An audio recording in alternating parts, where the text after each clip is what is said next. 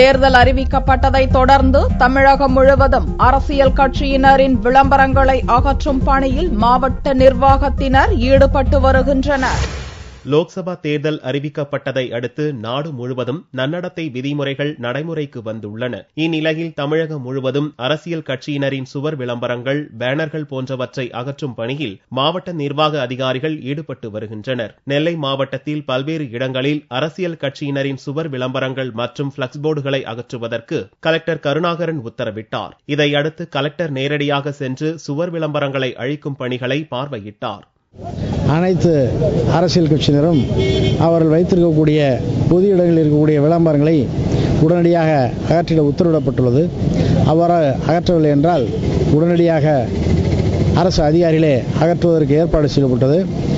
அதன் தொடர்ச்சியாக இன்று முதல் பல்வேறு இடங்களிலே மாநகராட்சி பகுதியில் மற்றும் 3 குழுக்கள் இந்த பணியில் ஈடுபடுத்தப்பட்டுள்ளது.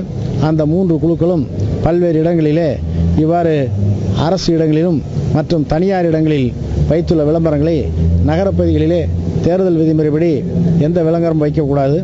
ஆகவே அனைத்து விளம்பரங்களும் விரைவில் அகற்றப்படும். விளம்பர பலகைகளை அகற்றும் பணியை நெல்லை மாநகராட்சி கமிஷனர் லட்சுமி மற்றும் அரசு அதிகாரிகள் கண்காணித்து வருகின்றனர். தமிழகம் முழுவதும் பல்வேறு பகுதிகளிலும் இதுபோன்ற பணிகளை தேர்தல் ஆணையம் முடுக்கிவிட்டுள்ளது.